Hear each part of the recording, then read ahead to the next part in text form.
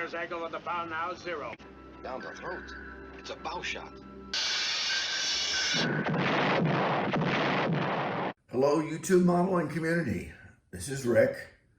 I'm here with a belated final on my entry into the March into Space group build that was sponsored by Matt back in March, Matt at ESU Warriors.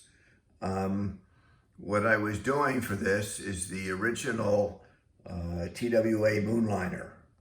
The initial kit was put out by Strombecker around 1958. It was reboxed in 1959, obtained by Glencoe around 1996. It also was the subject of an IPMS special build for the 1999 Nationals that were sponsored in part by the Space Coast IPMS chapter, which is the chapter I joined when we moved down here to Florida. So that was kind of an interesting occurrence. If you recall, this kit comes with a set of decals that were designed to kind of avoid the TWA license, not confrontation, but just controversy over license. So the decals were for something called Fastway, but if you carefully cut out Fastway, you could get TWA out of it, and that's what we've done here with the TWA decals. And most of these decals in the build went very well, except we eventually had a debacle with the big decals at the top, which I reported in a previous post, and that sent me on a quest to find replacements. And I did eventually find a set of the original decals that turned out to have the same problem. They just disintegrated.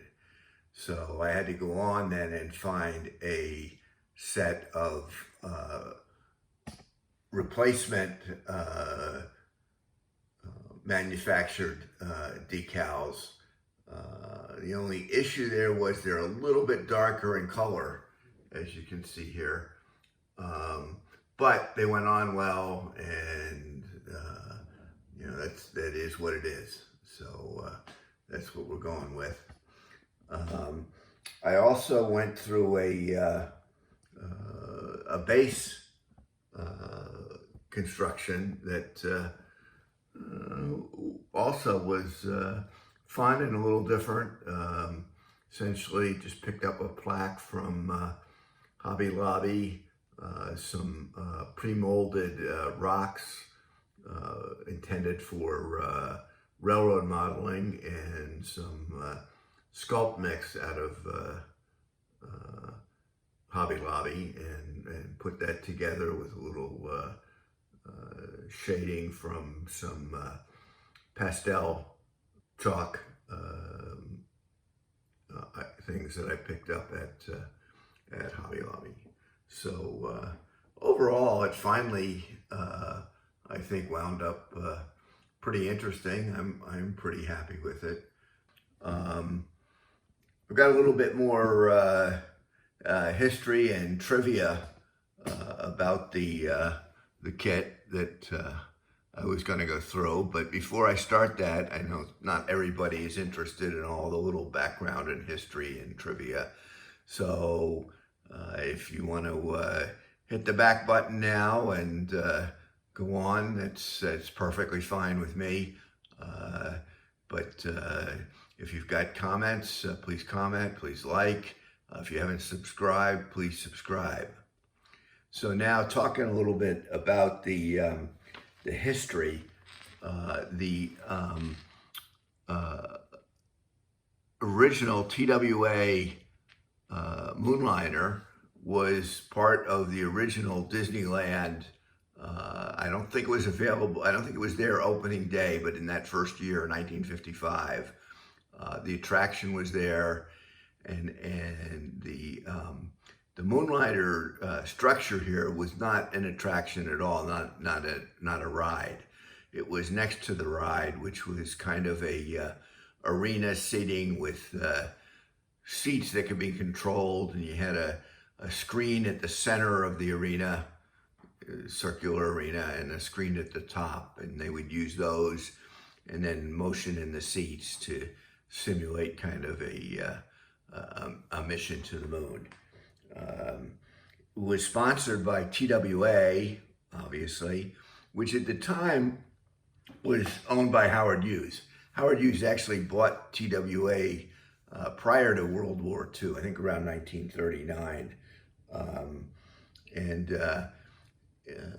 The noted physicist Werner von Braun, who was extracted from the Nazis at the end of the war, was actually consulted in the design of this. At 76 feet tall, it was actually the tallest building in Disneyland, taller than Sleeping Beauty's castle. And Howard Hughes had a 22-foot, it's approximately 1/4 the size of this, version created and placed atop of the TWA headquarters in Kansas City.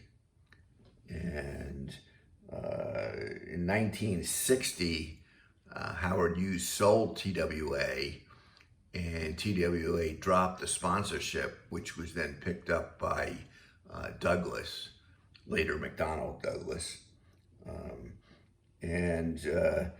Actually in 1967, the structure was actually removed, but the ride remained behind, and that was renamed Mission to Mars in 1975. So that's kind of the background. It was a fun build, other than the problem with the nose decals. It was fun. Doing the base was fun, a little something I hadn't tried before, so that worked out well. So, okay, thanks everybody for watching, especially those that have subscribed. If you haven't subscribed, please do, and please give me your comments.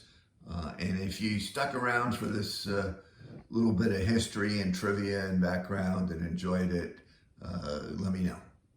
So, okay, everybody, thanks, and take care.